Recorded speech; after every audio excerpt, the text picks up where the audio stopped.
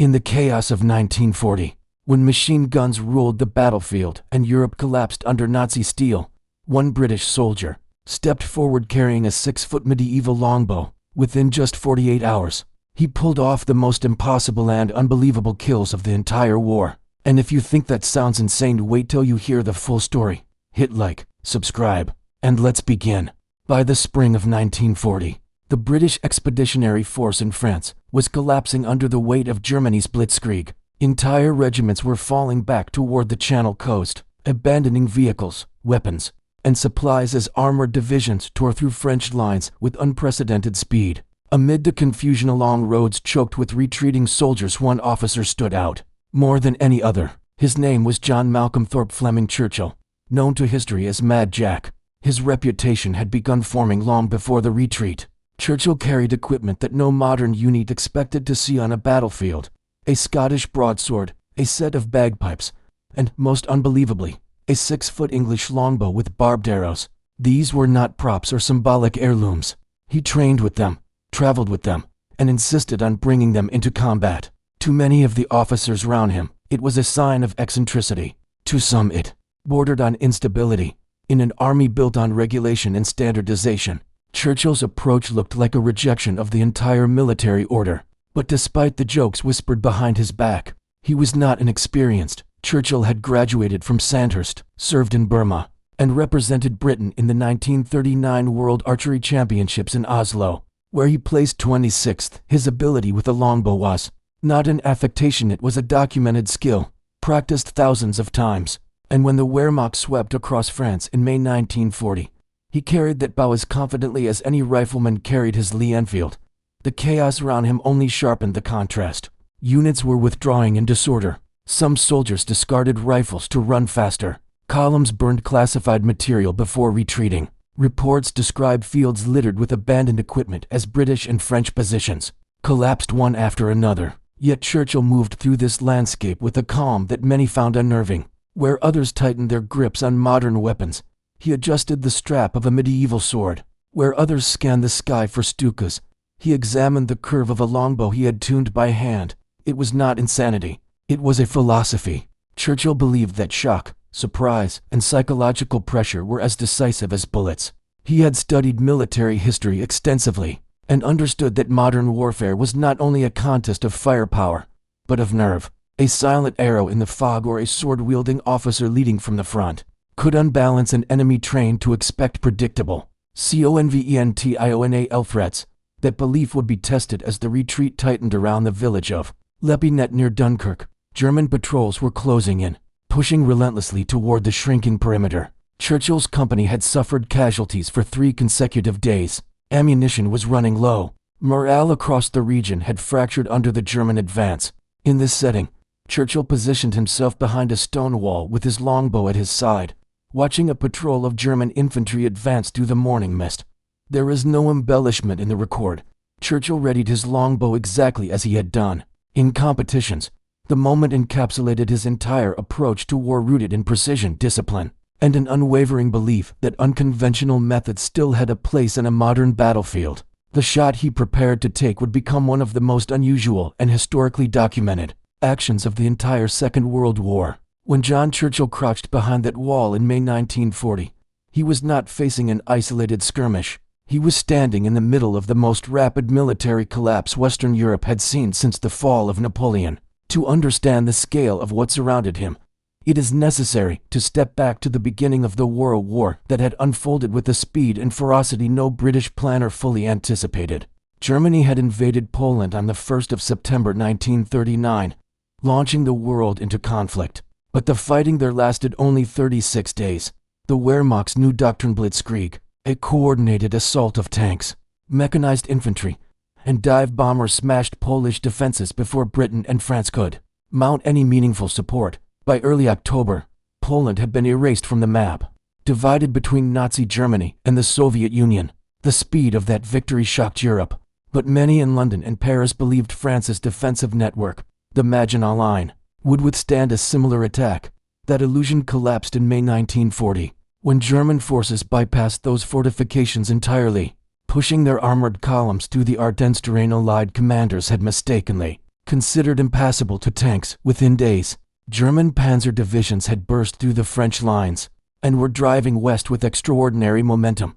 The British Expeditionary Force, nearly 400,000 strong, suddenly found itself trapped between collapsing French defenses and the German advance. Communications broke down, supply lines evaporated, entire divisions were cut off and forced into hurried retreats.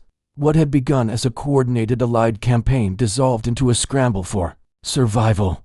Eyewitness accounts describe soldiers marching through France in exhaustion and disbelief, roads clogged with refugees, overturned vehicles, and remnants of shattered units. Officers burned sensitive documents in roadside ditches. Transport columns were abandoned when fuel ran out. Some units retreated so quickly that men discarded weapons and packs simply to keep pace. German Stuka dive bombers added to the panic, striking convoys and crossroads with terrifying precision. French resistance crumbled under the dual pressure of relentless aerial attack and armored breakthroughs. In London, military analysts struggled to update maps fast enough to reflect the speed of German gains. By the third week of May, the situation had become unmistakable. France was collapsing. The British Army was being pushed into a shrinking pocket along the Channel coast. The evacuation point at Dunkirk, initially a distant contingency, was suddenly the only hope for survival. In this environment, discipline and morale broke unevenly.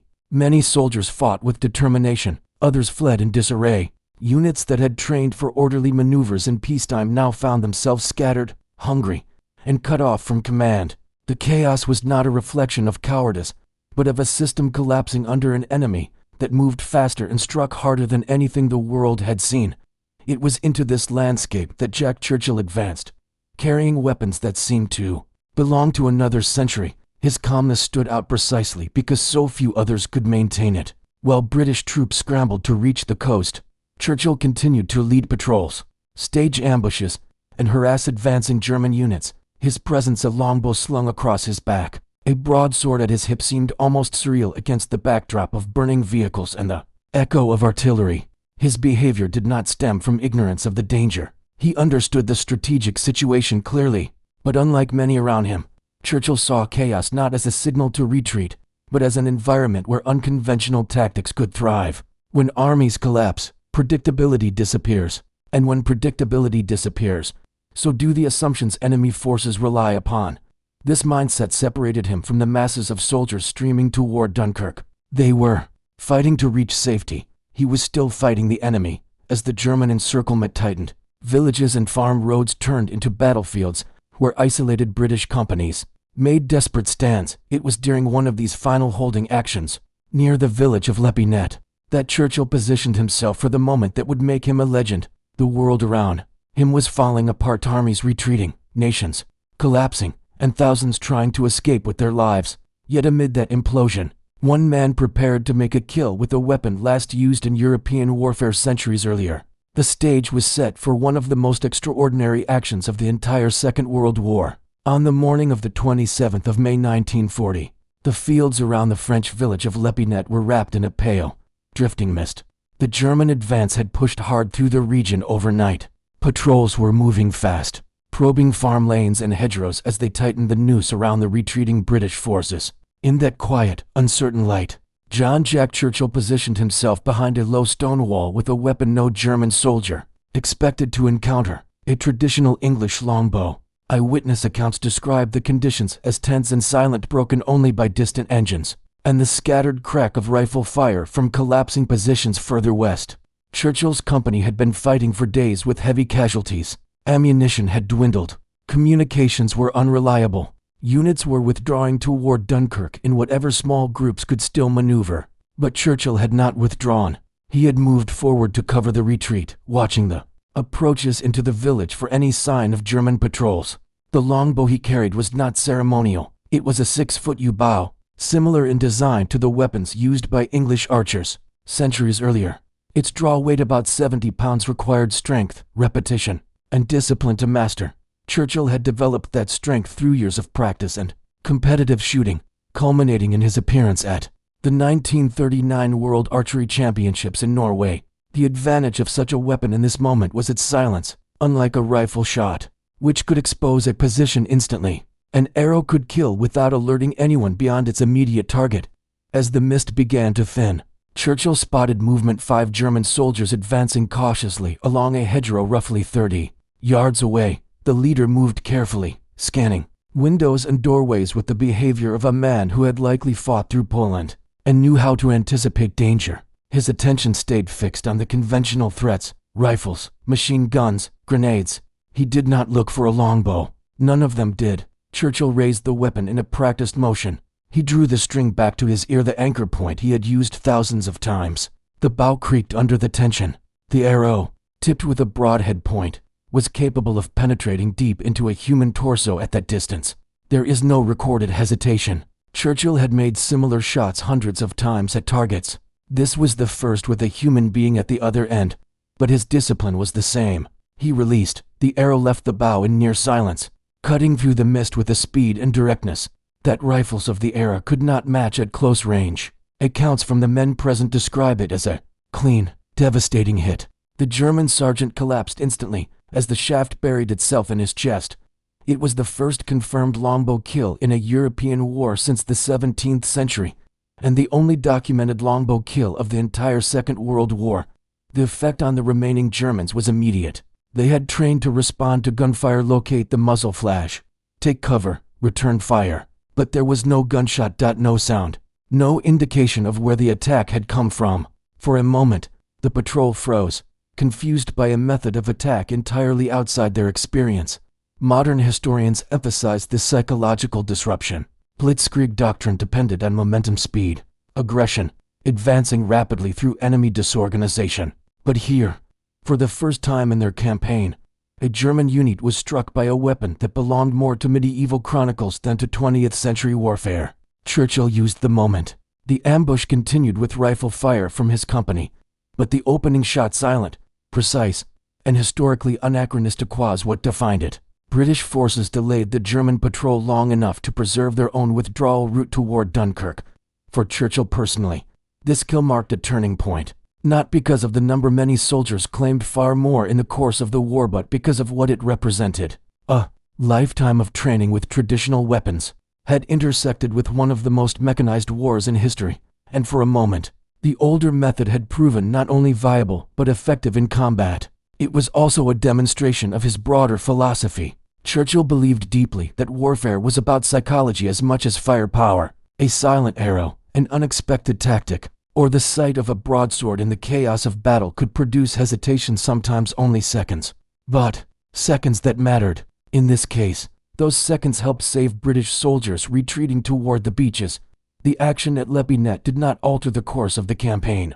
France would continue to collapse. The retreat toward Dunkirk would continue. But the moment entered military history precisely because it defied the logic of the era. In a war defined by tanks, aircraft, radios, and industrial firepower, a single British officer had executed a kill with a weapon crafted centuries before artillery or mechanized warfare existed. For Churchill, it was only the beginning. In the coming years, he would lead raids with a broadsword on his hip, play bagpipes under fire, and capture enemy positions using methods considered archaic long before he was born. But all of those later actions trace back to this moment: an arrow in the mist on a collapsing front in France, where a modern war briefly collided with an ancient weapon wielded by a man who refused to fight like anyone else. The longbow shot at Lepinette was not an isolated act. For the next 2 days, as British forces struggled to reach the Dunkirk perimeter, Jack Churchill operated in the shattered countryside with a level of aggression and initiative few officers matched. The front was collapsing. German patrols were pushing through gaps in the line, and every hour mattered. In this chaotic environment, Churchill carried out a series of rapid, improvised engagements that helped delay German movement long enough for retreating companies to withdraw.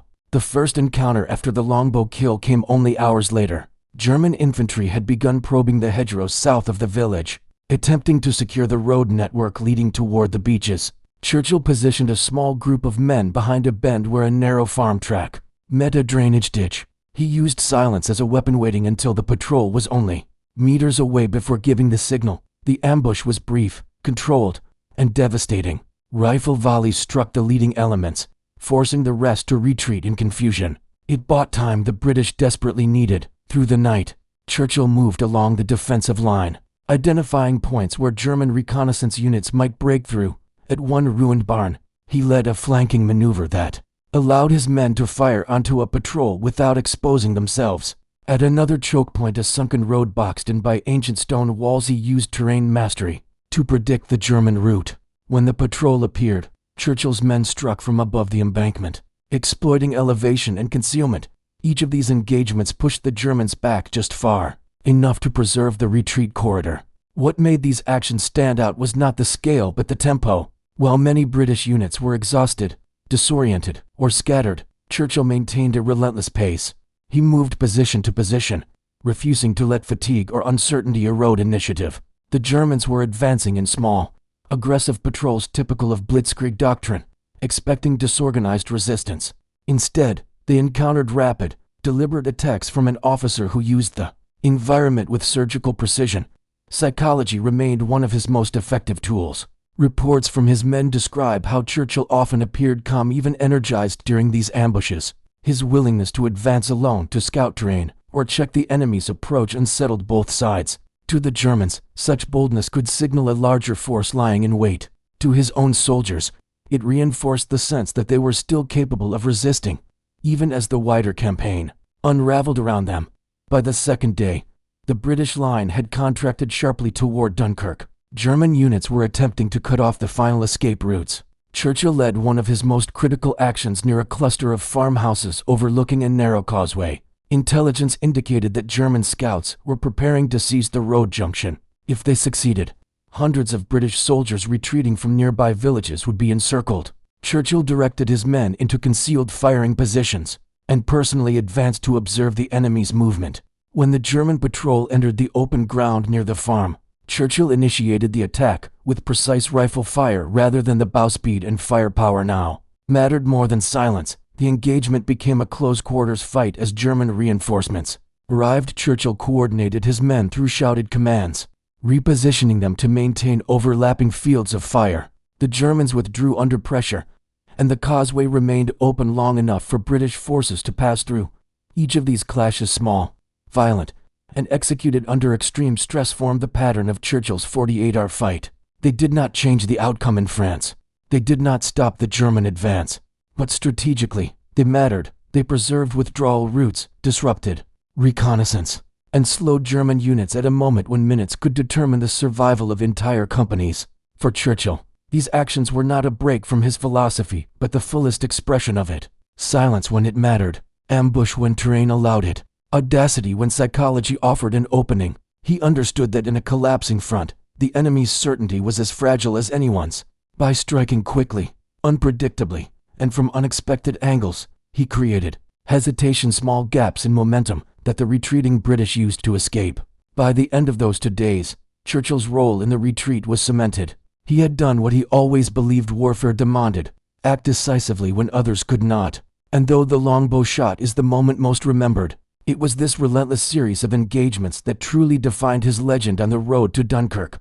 Jack Churchill's actions in France did not emerge from the chaos of war, they emerged from the chaos inside the man himself. Long before he stepped onto the battlefields of 1940, Churchill had built a life defined by discipline, eccentricity, and a disregard for convention that bordered on defiance. He was, first, an archer of remarkable skill. His appearance at the 1939 World Archery Championships in Oslo was not a novelty. It represented years of training, repetition, and careful study of a weapon whose mastery demands both physical precision and mental calm. Archery requires a control of breath, body, and focus that few achieve. Churchill carried those habits into war: the patience to wait, the discipline to aim under pressure, and the confidence to rely on skills outside standard military doctrine.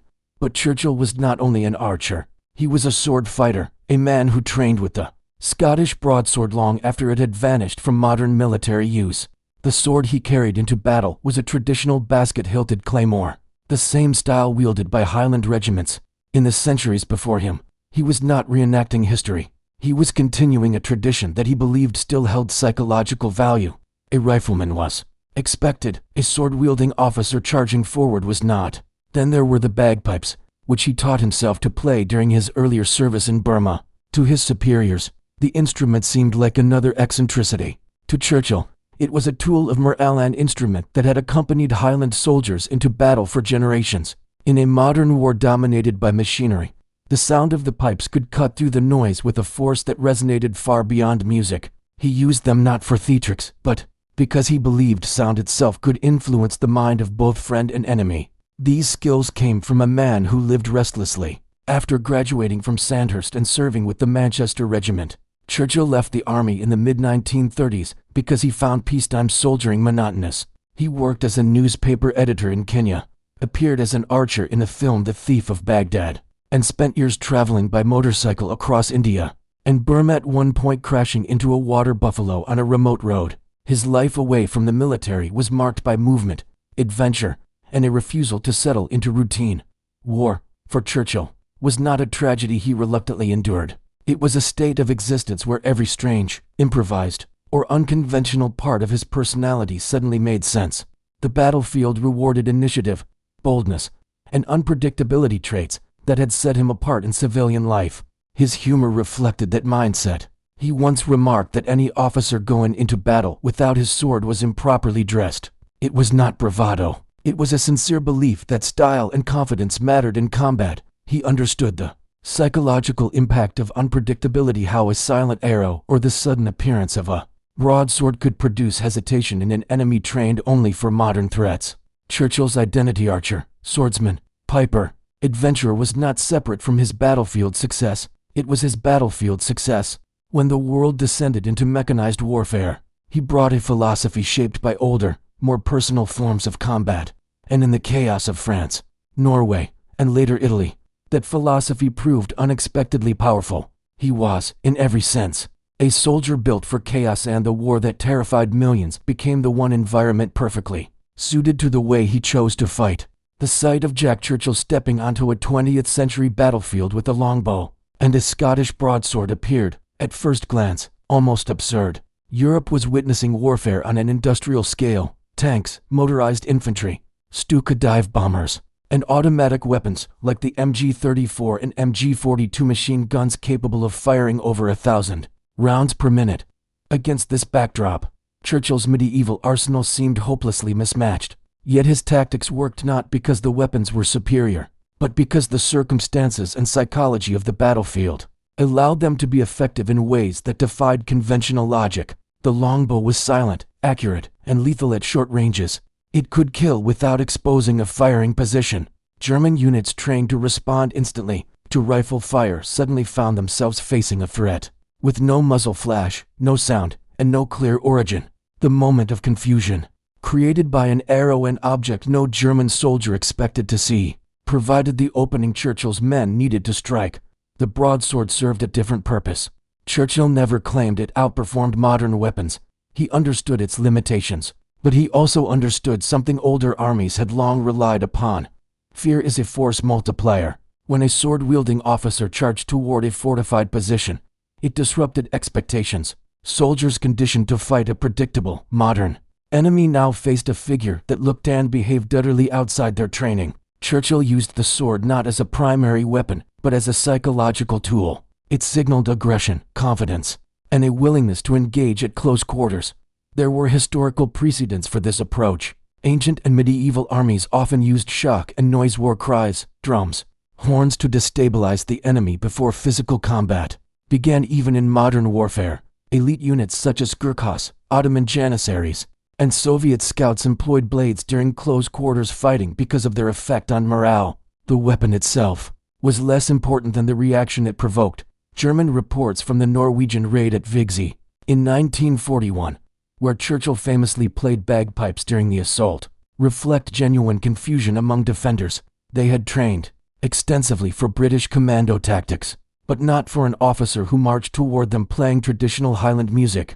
Before drawing a sword, moments of hesitation, even brief ones, could turn the tide in a close assault. However, myth must be separated from reality. Churchill did not charge machine gun nests with only a sword. He carried a revolver, used a Thompson submachine gun, and relied on standard military equipment when required. His medieval weapons were strategic supplements, not substitutes. He did not defeat tanks with a bow, nor did he rely on outdated arms when firepower was necessary. His success came from combining modern weapons with ancient ones in ways the enemy did not anticipate. In truth, Churchill's arsenal worked because he understood the human element of war. Battles are not won solely by rate of fire or armor thickness. They are shaped by morale, confidence, fear, and the mental shock of the unexpected. Churchill's unpredictability, his music, his sword, his longbow created gaps in the enemy's psychological defenses that he and his men could exploit with modern force. His weapons were relics, but his mindset was not. He used history as a tool, psychology as a weapon, and audacity as a strategy, and in doing so, he demonstrated that even in the age of mechanized war, the human mind remained the most vulnerable target on the battlefield. The retreat through France marked the moment Jack Churchill first appeared on the edges of military rumor. Soldiers who had watched him fire a longbow into a German patrol carried the story with them as they moved toward Dunkirk. By the time survivors reached England, details varied, but the core of the tale remained the same. An officer had used a medieval weapon in modern war and succeeded. Within the British ranks, these stories traveled quickly. Units reorganizing after evacuation spoke of the officer with the sword, a man who moved through collapsing lines with a calmness almost out of place in the panic of 1940. His actions became part of the informal culture of the early commandos. The newly formed raiding units, designed to strike behind enemy lines, admired Churchill's willingness to defy convention. For soldiers being prepared for missions built on surprise and morale, his approach served as a model for what audacity looked like in practice. German troops also felt his presence. Reports from the raid on Vigsy in December 1941, where Churchill marched ashore playing bagpipes before charging with his broadsword, circulated far beyond the Norwegian coastline. Confusion among German defenders during the assault was documented, and word of an enemy officer wielding archaic weaponry spread through Wehrmacht ranks. Some dismissed it as British propaganda. Others accepted it as fact, treating Churchill as a symbol of unpredictable, irregular British resistance. Newspapers soon amplified the story. British papers, hungry for accounts of courage in a year dominated by defeat and evacuation, highlighted Churchill's exploits. He was not yet a household name, but his actions offered a striking contrast to the bleak realities of early war. Reporting articles described his sword, his longbow, and his bagpipes with a mixture of admiration and disbelief.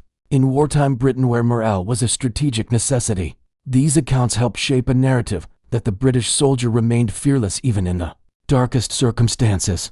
As Churchill joined the commandos and later led operations in Norway, Sicily, Italy, and Yugoslavia, his legend only grew. He embodied the emerging philosophy of unconventional warfare, small, highly trained units striking with precision and aggression against larger forces. Commandos had been formed out of desperation after Dunkirk, but Churchill's presence illustrated what the doctrine could achieve when carried out with absolute commitment. His actions demonstrated that unpredictability itself could be a weapon. A commander who led assaults with a sword or played bagpipes under fire was not simply eccentric, he was exploiting the psychology of the battlefield. The enemy hesitated, even briefly, and in close combat those moments mattered. Over time, his reputation hardened into something larger than military record. To British troops, he became a symbol of defiance, a reminder that individual courage still had a place in mechanized war. To German soldiers who heard rumors of him, he represented the unnerving possibility that the enemy might not behave according to expectations.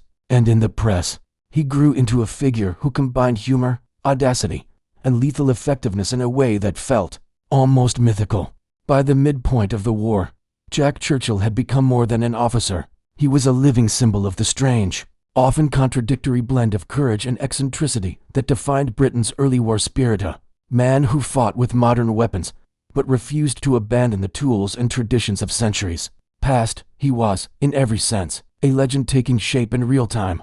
Jack Churchill's wartime record stands as one of the most unusual in modern military history. In a conflict defined by tanks, aircraft, radio networks, and mass industrial firepower, he proved that an individual armed with ancient skills could still shape events on the battlefield. He did not halt the German invasion of France, nor did he command armies. But in an era where soldiers often felt swallowed by the scale of mechanized war, Churchill showed that a single person armed with discipline, audacity, and absolute commitment could still make an impact that would be remembered long after the campaigns ended. His philosophy was summarized in the line he repeated more than once: "If you're going to fight, at least fight with style." To him, this was not a joke, it was an approach to life and combat. Style meant confidence. It meant refusing to submit to fear.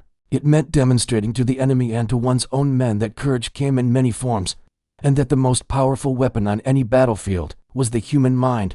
Churchill understood something fundamental about warfare. Unpredictability can be as disruptive as firepower. His use of the longbow, broadsword, and bagpipes was not nostalgia. It was calculated. These tools created hesitation, confusion, and doubt effects that modern doctrine, with all its precision and technology, could not always achieve. His actions demonstrated that psychology remained a decisive factor even in an industrialized war. This approach would echo through the evolution of special forces. When the British commandos expanded their operations, they adopted principles that Churchill had embodied instinctively: speed, aggression, surprise, and a willingness to use unconventional methods to unbalance the enemy. After the war, new units such as the SAS and SBS continued refining these ideas, using small teams to achieve outsized results. Though Churchill did not design these doctrines, his battlefield behavior illustrated them long before they were formally studied. He also showed the power of individuality in a military system built on hierarchy and regulation. Most soldiers in the Second World War did not have the freedom he exercised. Yet Churchill proved that individuality, when paired with discipline and experience, could become an asset rather than a liability. His commanders learned to trust him not despite his eccentricity, but because he consistently delivered results. The legacy he left behind was not one of strategic victories, medals, or command appointments. It was the legacy of irrepressible courage. He survived battles from France to Norway, from Sicily to Yugoslavia. He escaped a concentration camp. He marched through enemy lines to rejoin Allied forces. And through it all, he maintained the humor, resilience, and boldness that had defined him long before the war began. As historians look back on his life, they often remark that if Jack Churchill had been a fictional character, he would have been dismissed as implausible. But he was real. His actions were documented. The men who served with him testified to his presence on the battlefield, often bewildered, sometimes inspired, but never indifferent. His story endures because it challenges assumptions about what courage looks like. It reminds us that bravery does not need to conform to expectations.